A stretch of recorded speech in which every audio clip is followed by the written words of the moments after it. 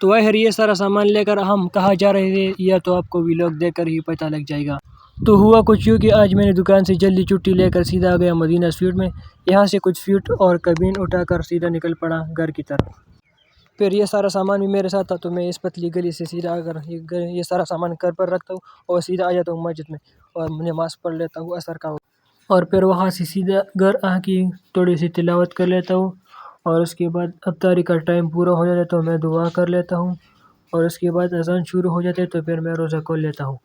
اور اس کے بعد افطاری کر کے نکل پڑتا ہوں مغرب کی نماز کے لیے۔ نماز پڑھنے کے بعد میں نے اپنے کزن آصف کو کہا تھا کہ گاڑی نکالو، یہ سارا سامان 4 تک پہنچانا ہے۔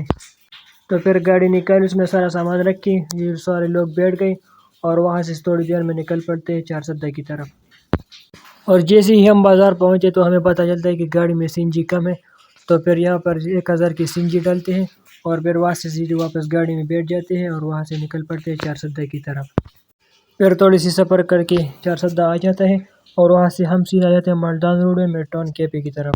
تو مڈ ٹاؤن پہنچتے ہی ہم یہاں پر اپنی گاڑی کھڑی کر لیتے ہیں اور یہاں سے گاڑی سے نکل کر یہ سارا سامان لے کر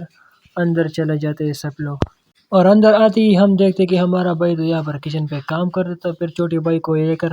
یہاں بڑے بھائی کے پاس لے آتا، ان سے ہم دعا کر لیتے اور ان سب سے بھی دعا سلام کر لیتے اور پھر وہاں سے سیدھا کر اندر بیٹھ جاتے ہیں سب لوگ۔ تو پھر میرا بڑا بھائی ہمارے لیے ایک پیزا تیار کر لیتا ہے، اور تو پھر ہم اسے بسم اللہ پڑھ کے جیسے ہی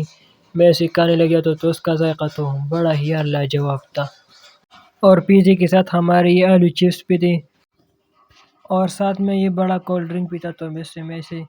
ڈھکن کھول لیتا ہوں اور اس سارے گلاس میں ڈال لیتا ہوں۔ پھر تھوڑی دیر میں ہم پیزا ختم کر لیتے ہیں اور اس کے بعد آلو کی چپس بھی کھانے لگ جاتے ہیں، اور اسی بھی تھوڑی دیر میں یہ سارا سامان ختم کر لیتے ہیں۔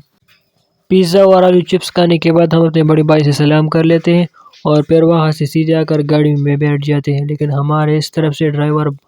عمیر صاحب تھا۔ تو یہ تھا آج کا منی ولاگ، امید ہے کہ آپ لوگوں کو پسند آ گیا ہو۔ تو اکاؤنٹ کو فالو اور چینل کو سبسکرائب لازمی سے کر دیں۔ اللہ حافظ۔